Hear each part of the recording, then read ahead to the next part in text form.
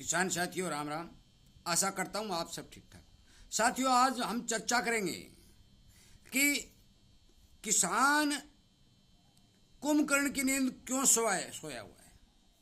साथियों आपको पता है कि मैं पिछले 7-8 महीने से लगातार किसानों को जागृत करने के लिए, किसानों को अच्छी बात बताने के लिए और समय पर सचेत करने के लिए लगातार वीडियो बना रहा हूँ। परंतु जो किसान मेरा वीडियो सुन रहे हैं उनमें से भी बहुत कम किसान मेरे द्वारा कही गई बातों पर अमल कर रहे हैं, शेयर भी बहुत कम कर रहे हैं। और मैं ये बार बार कह रहा हूं कि जो बात मैं बता रहा हूं वो बात यदि आप सुनेंगे तो आपको भरपूर फायदा होगा।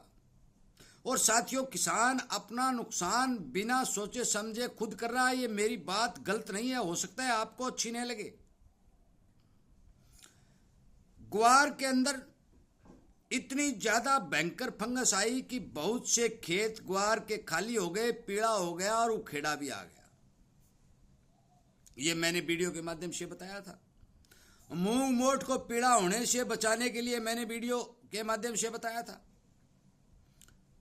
और अब जब नरमा की बारी आई है तो नरमा के बारे में भी मैं तीसरा वीडियो बना रहा हूं। साथियों मैं आपसे विनय निवेदन करता हूं कि आप एक किसान हैं, क्योंकि मेरा वीडियो किसान ही सुनता है।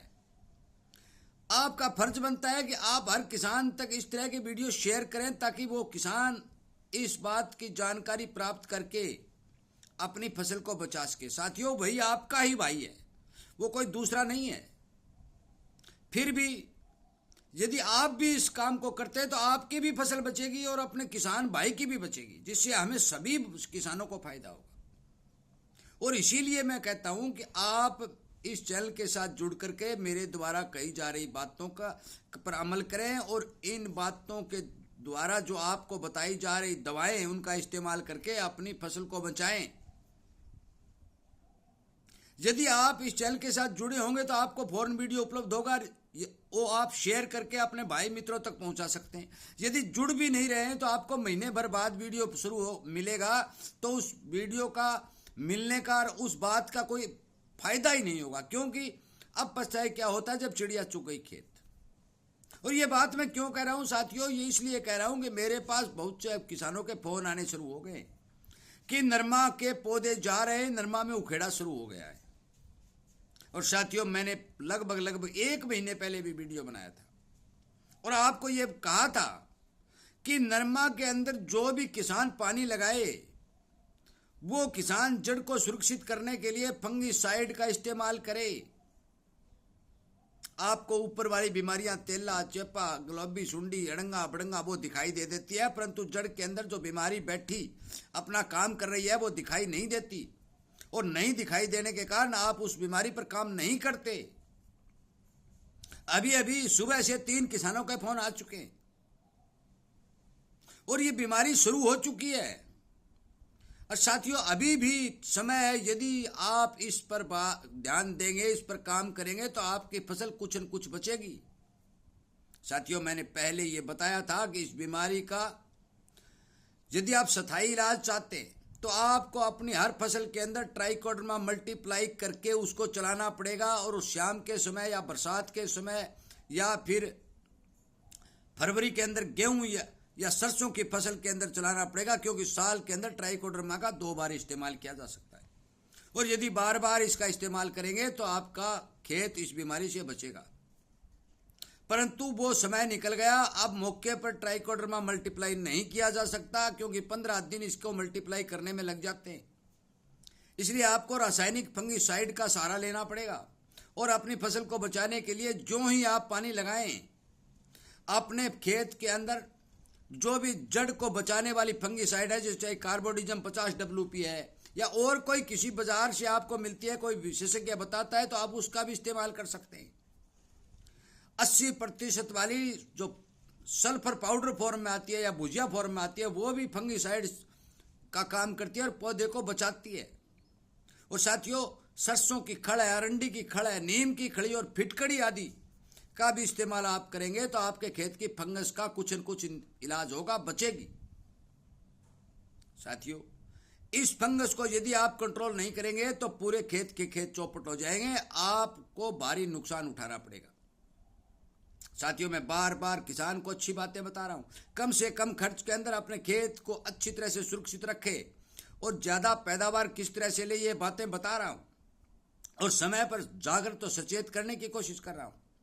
और इसीलिए आपसे विनती करता हूं कि आप ज्यादा से ज्यादा किसानों को शेयर करके इन बातों की जानकारी दें ताकि वो किसान अपने खेत में यह काम कर सके। नरमा में उखेड़ा आना शुरू हो गया, ताऊ नरमा में उखेड़ा आ रहा है, क्या करें? ताऊ नरमा के बुंटे अड़सा रहे हैं, क्या करें? भाई, इन सब का बीमारी जो को जड़ है वो उसके अंदर फंगस लगी हुई है। ये बीमारी फंगस की बीमारी है और हम लगातार रासायनिक दवाओं का, रासायनिक खादों का इस्तेमाल जिस तरह से कर रहे हैं, हमारे खेतों में कार्बन की लगातार कमी आ रही है, जिसके कारण ये बीमारी पैर पसार रही है। यह हानिकारक फंगस है। ये कार्बन क्या होता है, क्या काम करता है, वीडियो तो अलग से बनाना पड़ेगा क्योंकि विषय ही अलग है ये। पर तो मौके पर हम बात जो कर रहे हैं नरमा के उखेड़ा के, उस उखेड़ा को रोकने के लिए आप जड़ के अंदर पानी के साथ दवाई दें और वो फंगिसाइड दें ताकि आपकी जड़ की फंगस कुछ न कुछ कंट्रोल हो सके और आपका पौधा जीवित रह सके। साथियों, फल और फाल का समय, पिछुआ हवा आज चलनी शुरू हो गई है। यदि लगातार 1 सप्ताह तक पिछुआ हवा चलेगी तो आपका नरमा फाल से लड़ा लूप हो जाएगा और जड़ के अंदर इतनी ताकत नहीं है कि वो इतना फाल बनने के लिए भोजन दे सके, क्योंकि उस जड़ के अंदर फंगस भी तो लगी हुई है, वो उसका भोजन भी तो खा रही है।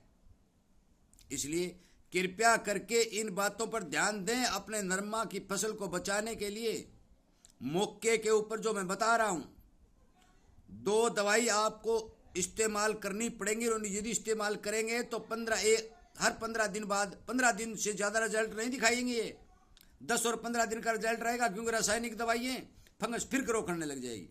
इसलिए आपको यदि 1 महीना आपको नरमा ठीक ठाक रखना है तो आपको 2 बार ये दवा चलानी पड़ेगी। 80% वाली फंगिसाइड सल्फर, कार्बोडिजम 50 WP, चाहे बाल्टी में घोल बनाइए और क्यारी डिब्बों से डाल दीजिए, चाहे यूरिया के साथ मिलाइए और पानी के साथ चला दीजिए। जैसे तैसे करके जमीन के अंदर दोनों दवाओं को पहुंचाइए। यदि आप छिड़काव करेंगे तो पत्तों के ऊपर रुक जाएगी, जमीन में नहीं जाएगी।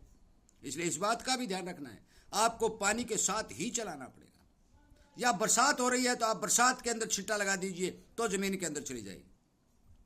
परंतु बरसात जब होती है तो किसान खेत में नहीं होता, दवा तैयार नहीं की हुई होती, वो घर में होता है। बरसात होने के बाद खेत में जाता है तो उसका कोई फायदा नहीं। इसलिए साथियों, जो ही नरमा में पानी लगाएं, अपने खेत के अंदर फंगिसाइड पानी के साथ जरूर चलाएं और इस बात को हर किसान तक शेयर करें ताकि वो किसान अपनी फसल, छोटे छोटे किसान के जिनके बेचारे के, आज सुबह मेरे पास एक फोन आया कि ताऊ जी 1 एकड़ में नरमा है, उसको उखेड़ा शुरू हो गया। छोटे छोटे किसानों के बचाने के लिए साथियों काम क्यों नहीं करते आप इस तरह की जानकारी उन किसानों तक क्यों नहीं पहुंचाते जो बेचारे लगातार 6 महीने से मेहनत कर रहे हैं, उनकी फसल खराब हो रही है। साथियों, मेरा आपसे विनय निवेदन है कि आप ज़्यादा से ज़्यादा इस वीडियो को शेयर करके, और यदि इसी तरह की जानकारी आपको मिलती रहे तो आप इस चैनल के साथ जुड़ करके इन बातों का फायदा उठाएं और अपनी फसल को बचाएं। मैं आपको बता देना चाहता हूं कि किसी भी किसान भाई के भ्रम है कि ताऊ जी अपने TRP बिटोरने के लिए ये कर रहा है या अपने चैनल बढ़ाने के, मुझे इस बात से कोई वो नहीं है। मैं पहले भी कह चुका हूँ, चाहे इसके अंदर 1 रुपया और इसके अंदर लाख रुपए है, मुझे इस बात से कोई मतलब नहीं। मुझे मतलब है किसान की फसल को सुरक्षित रखने से, और वो रखनी चाहिए। और मैं लगातार इसी तरह की कोशिश करता रहता हूँ फसल को बचाने के लिए। हर समय इसी तरह के वीडियो इस चैनल के ऊपर डाल रहा हूँ ताकि आपको इन बातों की जानकारी मिले। साथियों, ज़्यादा लंबा वीडियो नहीं बनाते हुए मैंने आपको सचेत और सावधान कर दिया है कि आपके नरमा की फसल को बचाने के लिए ग्वार की तरह नुकसान न होने दें। लगातार उसकी जड़ में पानी के साथ फंगिसाइड चलाएं ताकि वो सुरक्षित रहे। और वीडियो यदि आप ठीक ठाक से सुन रहे हैं, आपकी समझ में आ रहा है, यदि आप इन बातों पर ध्यान देकर काम करेंगे तो आपकी फसल 100% सुरक्षित रहेगी। इसलिए इस बात पर ध्यान दें, विचार करें, मेरी बात को इग्नोर न करें। इसके साथ साथ मैं वीडियो सुनने के लिए, किसानी चैनल को प्यार देने के लिए, किसानों को शेयर करने के लिए, लाइक करने के लिए आपका बहुत बहुत धन्यवाद करता हूँ।